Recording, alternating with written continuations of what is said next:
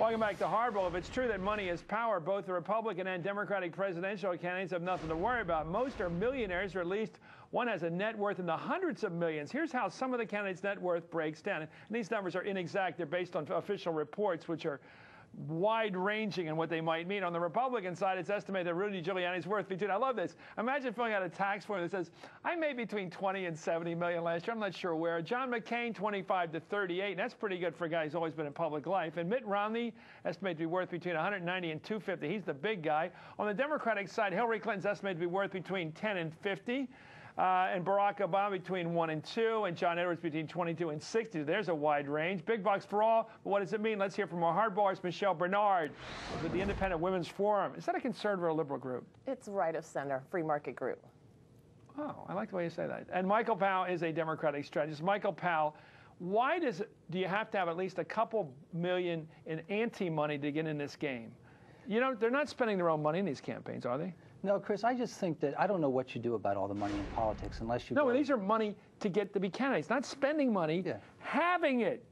Well, I don't think there's anything wrong with being credentialed as a successful person, as somebody who's gone out through their hard work and initiative and made money. What did John McCain do to make all this money? Well, he married well. He married his wife. I'm knocking him, but it isn't. Since when is wealth a sign of having worked hard? A lot of cases it's inherited or married or whatever. Well, most of them that are running. Great. Most of them have modest, I shouldn't say, they're very well off. They're not rich. Right. But there's some people who are really rich here. Do you think Romney being really rich helps him with the public, the regular people, or not? If he can convince the quote-unquote regular people that he's one of the regular people, I don't think the money really makes a difference. You know, it allows people to get into the race, but the bottom line is people are going to vote for who they like. Okay. Who's the last self-made zillionaire to be president? We don't elect self-made people. We've had the Rockefellers, we've had almost one, we've had the Roosevelts, who won certainly. We've had old Mother Kennedy. But when is the last time we elected some guy who went out there and made his bucks himself and made a lot of money? It seems like we've never done it. I can't think of a single self-made rich guy who's been elected president. I'm not sure America, and you think this country would like people who made their own money. Well, I think the last one that did probably was President Reagan, but he's not in the category. He's not. He's this kind of 200 million stuff. No. So what's your bottom line? You say, why don't we have brilliant college professors running, brilliant novelists running? Why doesn't David McCullough show up on one of these lists, or Michael Beschloss, or the president of a big university, Judy Rodin used to be head of Penn, Amy Gutman? Why don't we have Ruth Simmons? Why don't we have some major academic leader or major figure in whatever? Or business? Why didn't Lee Iacocca run? It's just not the money. Well, what I was going to say is it's not just the money, it's the ego that it takes to think that you have the ability to be president of the United States. So it's not just money. And Iacocca, he's got, he's got. He's a great example. Yeah, you don't just get it from the money. It's just something that's innate. There are people who get up one day and say, I can do this. I deserve to be president of the United States. Okay, we have a couple rich guys running. One is Romney. Right. The other one, I made a list here. The Clintons are almost up there now. Giuliani's almost up there. Edwards. But the only really rich guy is Romney. He's like a Steve Forbes. Is this going to hurt him?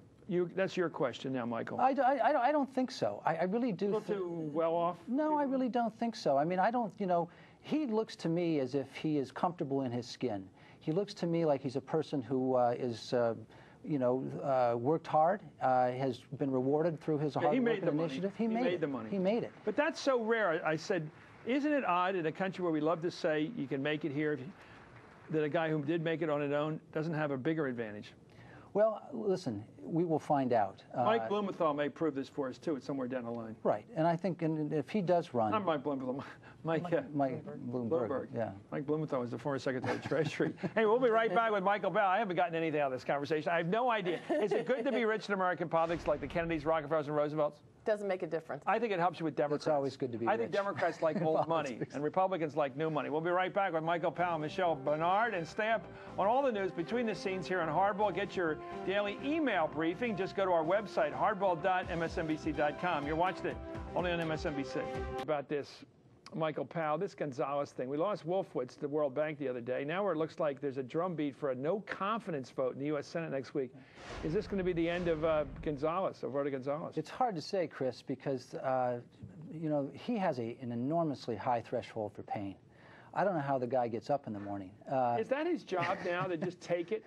Apparently so. I mean, the testimony that former Assistant Attorney General James Comey gave this week was just something, that revealed a whole new side. You made him look like Luca Brasi going into the hospital there. Well, Michelle, I know you like that side of things politically, but what do you think of this behavior of two guys going into the hospital and trying to get this sick guy to sign a paper when they knew he was relieved of duty, that his deputy was in charge, and they snuck around the deputy to get to the sick guy? It was politically unwise. You think the president gave the order? I don't know. Who do you think gave it? I don't think it really matters. It does. Let me tell you, some things do matter. We want to know who said, go to the hospital bed, ignore Comey, and get the signature. Like either your signature or your brains are going to be on that paper. The Godfather. Well, you know what? Regardless, though, of who gave the orders, they shouldn't have done it. And the American public is never, ever going to be to get it out of their imagination that this guy is laying in ICU. So Gonzales is the dead man. Gonzales is gone. He's gone. Why does the president hold on to him so long to make it so painful? Why doesn't he just say, Alberto, we're close friends, I'll find another position for you, but you can't be my attorney general under this heat? Well, we don't know that the president's saying that. For all we know, Gonzales is saying, I need this job. Let me hang in there and let me resign on my own terms, or let me see if I can fix it. Wolfowitz stayed in this as long as he could. He didn't go until he had to. Let me ask you a longer question, which is really awful to ask you on a Friday afternoon. Does anybody ever benefit from a relationship with this president? That's a very good question. I'm going through the list. Nobody will have lunch with him over at the Georgetown faculty. Wolfowitz is out now, humiliated. Not a bad guy, but humiliated. Scooter's awaiting sentencing. All the Hawks seem to have gotten into big trouble. Cheney's still there, but I wonder whether Cheney is more Bush's guy or he's Cheney's guy. I can't tell sometimes. Yeah, well, but they fall on their own swords. I mean, somebody gives an order, someone asks you to do something. Everybody has a fundamental sense of right and wrong, and there comes a time when you say no. Let's go with some people who didn't fall on their own swords. Gonzales. Gonzales was in the hospital room. O'Neill, the first Secretary of the Treasury that Bush publicly fired. Larry, what's his name? The first Chancellor of Economic Advisement Chairman, he publicly fired. Larry Lindsey publicly fired him. There's a lot of bodies out there. Well, you know what? It happens in every administration. Really? Like this? Well, in every administration, people. Well, he didn't have to fire. Look what happened to Lonnie Guinier under Clinton. He let her go. They were supposedly loyal friends. I like your memory. Yeah, well, of course. Remember he said, one of the great moments, he's about to put her up for, he puts her up for chief of the Civil Rights Division at Justice, an intellectual at Penn, a law professor, and it comes out that she believes in this kind of rotating majorities in cities, there's towns where there's a black minority and a white majority, and so why don't we have a rotating leadership so that everybody gets a share of power, which is kind of a revolutionary idea. It's not exactly democratic.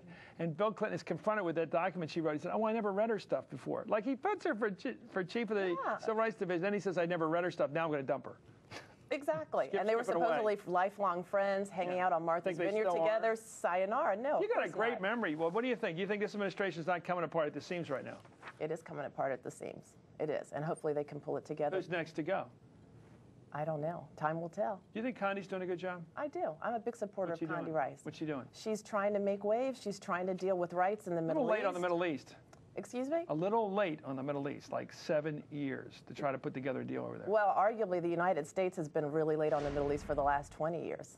I mean, it doesn't matter who the president is. What the engagement that we needed to have in the Arab Middle East, it just hasn't happened.